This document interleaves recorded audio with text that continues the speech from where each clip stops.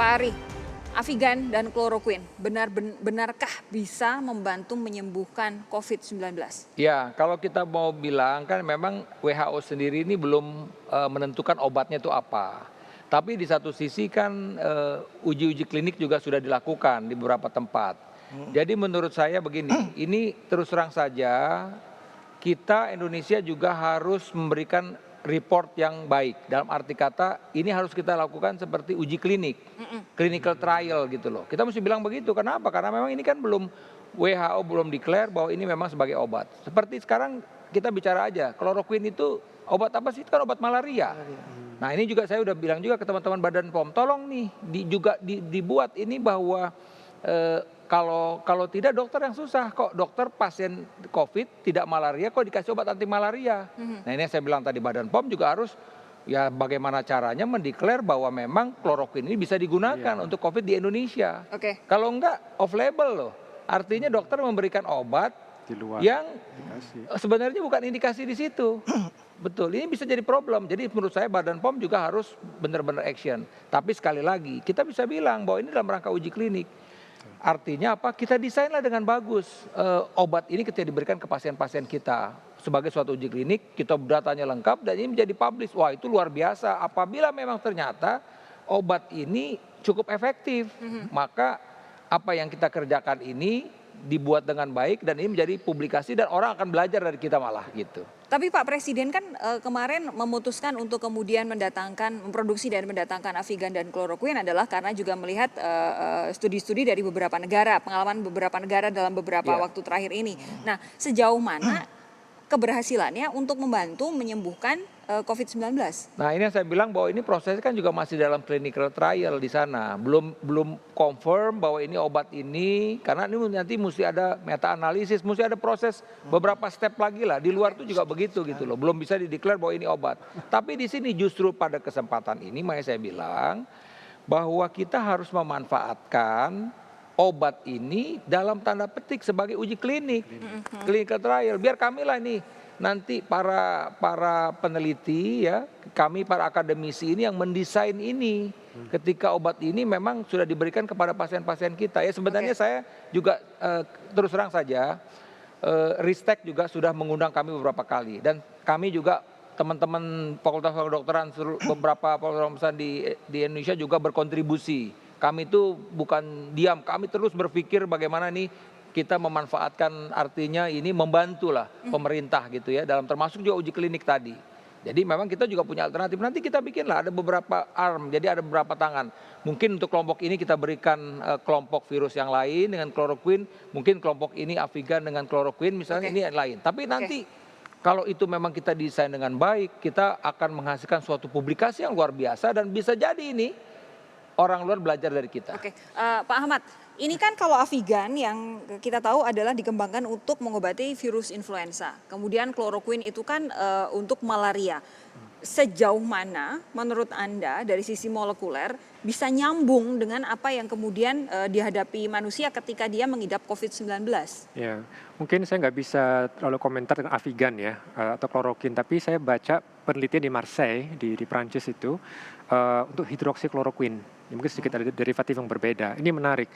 Jadi mereka melakukan uji klinis dari mengumpulkan 30-an pasien, 20 diberikan obat ini dan yang 10 sebagai kontrol gitu.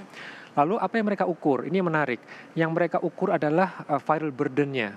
Jadi mereka pastikan faktor inklusinya adalah pasien-pasien yang positif virusnya. Lalu mereka berikan obat ini tiap hari, ukur virusnya setiap hari. Nah ternyata yang menarik adalah pada hari ke-6, 70% pasien yang diberikan obat ini itu bisa mendekati hilang burden virusnya dibandingkan yang tidak diterapi. Nah, tapi mereka akui sebetulnya seperti tadi Dr. Ari katakan, ini masih limited. Number of pasiennya masih limited sekali dan mereka tidak bisa sampaikan tanda kutip kesembuhan. Berapa lama mereka harus dirawat? Karena kan ujungnya kan sebetulnya kan kesembuhan yang dipikirkan kan. Karena yang kita khawatir adalah meskipun nanti viral burdennya turun, belum tentu penyakitnya juga membaik gitu. Karena kan bisa jadi virusnya sudah hilang tapi masih berlangsung ini penyakitnya. Jadi banyak hal yang masih harus kita belajar dari sini. Makanya saya setuju sekali harus ada uji klinis. Jadi obat ini bukan sebagai obat yang langsung dipakai, tapi akan menarik karena kita bisa belajar nanti. Apalagi kombinasi antara dokter dengan ilmuwan ya dok. Iya, Ya. betul. Menarik ini nanya sama dokter Danca kalau seperti ini. Kalau misalkan nanti ada pasien Anda yang kira-kira gejalanya seperti itu atau bahkan mungkin sudah PDP dan kemudian minta kloroquine atau Avigan, bakal dikasih nggak dok? Ya, ini sebenarnya sudah dibuat satu protap dari PDPI. Kita sudah melakukan ini. Sebelum obat ini lagi dibilang sama bilang sama Pak Jokowi. Pak Jokowi. Ini sudah dilakukan oleh teman-teman sejawat kita dari PDPI bahwa sudah bikin protap bahwa kalau kasus berat kita menambahkan kloroquine.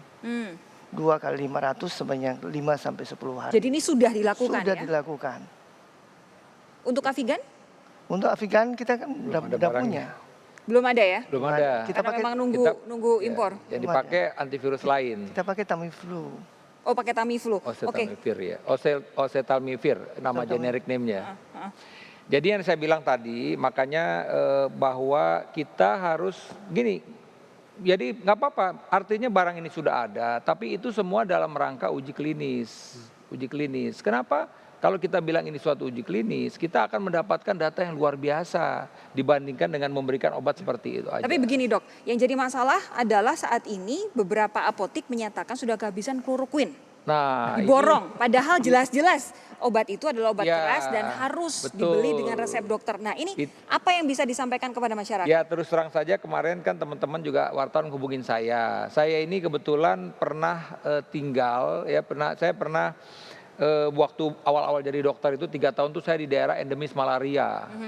Sampai saya pun jadi penderita malaria. Sampai saya ngerasain minum kloroquine. Oleh karena itu ketika mesti ini nanti makanya pernyataan Presiden dan Pak Yuri juga udah jelas bahwa obat ini pun kalau ada itu harus dengan resep dokter. Kloroquine itu obat keras. Efek Kerasnya seperti sampingnya apa? bisa retinopati, Yaitu? orang bisa matanya kabur. Oke. Kita minum 1 tablet aja itu melayang-layang.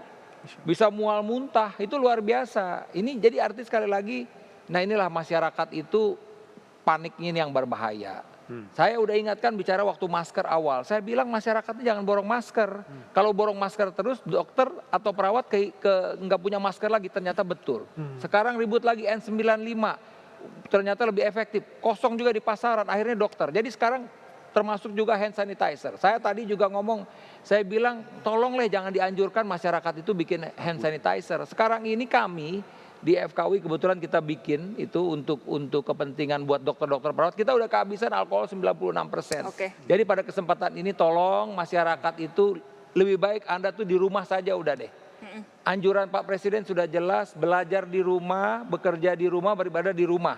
Oke. Anda nggak usah borong-borong macam-macam, karena ketika Anda borong-borong, Anda memborong sesuatu yang sebenarnya itu untuk dokter bekerja. Oke, Masker termasuk Anda kloroquine borong, itu tadi ya? N95 borong, sekarang kloroquine juga Anda borong, iya kan? Oke. Semua diborong-borong, akhirnya dokter nggak bisa ngapa-ngapain. Baik, Gitu yang loh. ingin kami ingatkan sekali lagi, saudara, adalah kloroquine adalah obat keras. Seperti tadi pernyataan Pak Ari, efek efek sampingnya Efek sampingnya luar biasa. luar biasa, termasuk badan yang melayang-layang, mata Ya, kabur, tidak nyaman, iya. tidak nyaman di badan. Kuping berdenging rasanya. Ya salah-salah kalau dia merasa mau sembuh dia tablet lewat dia bisa. Saya bilang Oke. mesti begitu. Obat keras ini. Jangan nganggap remeh. Jangan diborong ya, jangan diborong dan pastikan Anda mendapatkan kloroquine hanya dengan resep dokter. Terima kasih Pak Ari, Pak Dance dan juga Pak Ahmad sudah bergabung bersama kami di Sapa Indonesia Malam.